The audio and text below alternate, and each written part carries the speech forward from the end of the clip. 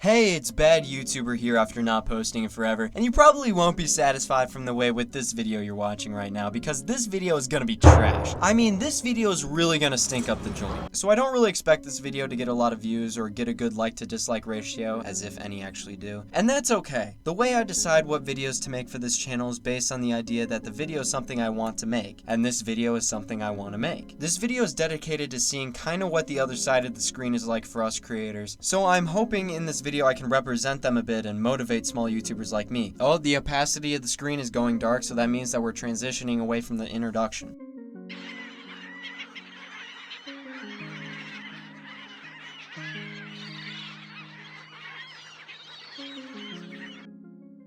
There's no point in creating media if you're just doing it for a quick buck. There's no fun in that. And not only that, but your product is going to be terrible because you didn't put your heart into the video. Videos are art, and the best art always comes when the artist lets their creativeness override them and take their viewer on an adventure, whether it's a journey unearthing an unheralded sports player, digging down to the core of why something is what it is, or just providing a laugh or two. Those are the best kind of videos YouTube has to offer. But every now and then we sometimes get so caught up as creators that we let our practical side take over and make something that didn't really come from the heart. This, my friends, is the definition of a bad YouTube video. There are so many ways people measure how good a YouTube video is. Is the quality good? The quality of the equipment, for example. Is the editing good? Does the editing look clean and leave no errors? Are the ideas in the video somewhat complex or intriguing? These are traditional ways we measure YouTube videos, but from the creator's perspective, it's much more personal. What I mean by that is I base how good a YouTube video is by my own capabilities. I've been making YouTube videos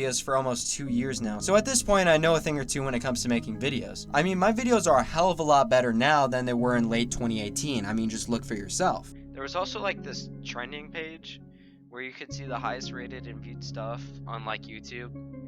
The animations on Domo Anime were actually the stuff that was trending. Subsequently, I got the next Call of Duty game every year all the way up until Advanced Warfare, and that's because Advanced Warfare sucked. I want to give some advice to all you new YouTubers out there, or just any YouTubers in general. Most of you, I'm presuming, are young. Don't compare yourself to this guy or this guy or this girl. They are experienced. They know what they're doing. You, frankly, don't know what you're doing. Don't expect your videos to just blow up. Like, no one gets 1 million views in their first video. Not a lot of people even reach 1,000 or 100. You have to measure yourself against yourself and understand that improving your capabilities and not caring about what others make will best keep you motivated to grow.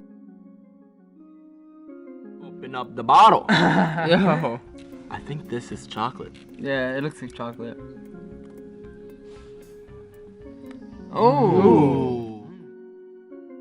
But let's get back to the main point of this video, which is making a bad video. Let me give you context for where the idea for this essay came from. Earlier this year, I released a video called Basically Every John Boy's Video Ever. Now, it doesn't matter in terms of the essay about what the video was or about. All you really have to know is that I spent over 3 weeks producing the whole project, so you know, I worked pretty hard on it. Like, I'm not gonna say I worked harder than, like, Noah did building that giant ship thing, but I'm gonna say, you know, like, I worked pretty hard. If you are curious, the video was a parody of a mid-sized YouTuber with a very passionate fan base, and it blew up, at least by my own standards of blowing up. It got thousands of views and thousands of likes, and even John Boys, the dude I was parodying, tweeted about it. When that video first released, I was on cloud 9. I felt unstoppable. Like, now was my time to take YouTube by the shoulders and just thrust myself into stardom. Pretty soon, I'd drop out of school, move out to LA, and you know, make millions from YouTube and live in a fancy big mansion. That was definitely exaggerated from what I thought was gonna happen, but you kinda get the gist. And then I made my next video. It was called Basically Every John Boy Breakdown Ever. It was another sports YouTuber with a dedicated fan base, but this time it sucked. People disliked it, said it was garbage and trash. People called me a douchebag and unfunny. So immediately I was sent back crashing down to earth. I felt horrible, like I let everyone down and most importantly myself. Then I let my mind wander and I was thinking to myself, maybe am I really that unfunny and a douche? And maybe my videos really do suck. So I asked myself, why did the video suck? Well, I spent only 1 day on it.